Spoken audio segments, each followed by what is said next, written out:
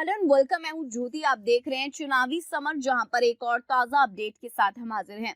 केंद्र की मनमानी पर सुप्रीम कोर्ट ने लगाया लगाम। जी हां, सुप्रीम कोर्ट ने एक मामले की सुनवाई में जनता के संवैधानिक अधिकारी को रक्षा करते हुए मोदी सरकार को जोर का झटका दिया है।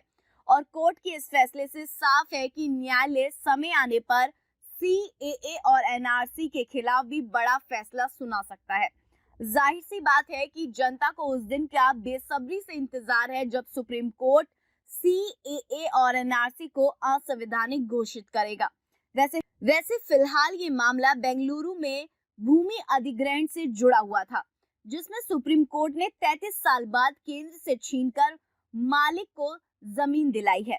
आपको बता दें कि भूमि अधिग्रहण से जुड़े एक मामले की सुनवाई के दौरान सुप्रीम कोर्ट ने अपने फैसले में ये कहा कि संपत्ति का अधिकार एक मूल्यवान संवैधानिक अधिकार है और सरकारें ये नहीं कह सकती कि उन्हें किसी भी कानून के बिना किसी की संपत्ति पर कब्जा करने का अधिकार है। कोर्ट ने कहा कि किसी भी कानून के बिना सरकार को किसी संपत्ति पर अधिकार जारी रखने की अनुमति देना अराजकता को माफ करने जैसा है।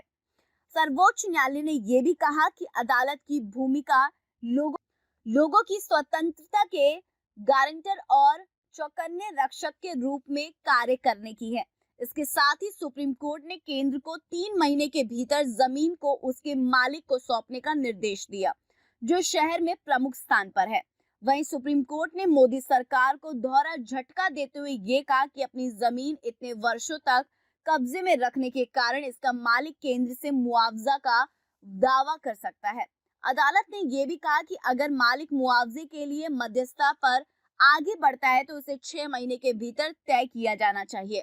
वहीं पीठ ने केंद्र को कानूनी कार्रवाई की लागत के लिए मालिक को 75,000 रुपए का भुगतान करने का निर्देश दिया है। सुप्रीम कोर्ट ने यह कहा कि हालांकि संपत्ति का अधिकार भारत के संविधान के भाग 3 के तहत संरक्षित मौलिक अधिकार नहीं है, लेकिन फिर भी ये एक मूल्यवान संवैधानिक अधिकार है और इसे कोई नहीं छीन सकता। यानी कि सुप्रीम कोर्ट ने मोदी सरकार को एक तरह से मामले में सबक सिखाते हुए संदेश भी दिया है कि अगर जनता के मौलिक अधिकारों पर कोई आंच आएगी तो फिर कोर्ट जनता की रक्षक बनकर सामने आएगी।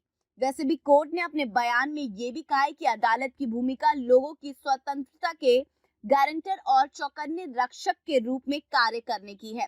इसीलिए आलोचकों के नजर में सुप्रीम कोर्ट का ये फैसला मोदी सरकार के लिए एक चेतावनी के समान है और अब जनता पर उनकी मनमानी के दिन समाप्त होने वाले हैं। तो इस पर आपकी क्या राय है, आप प्लीज कमेंट सेक्शन में जरूर लिखें। Thank you so much. Keep watching today's for more news.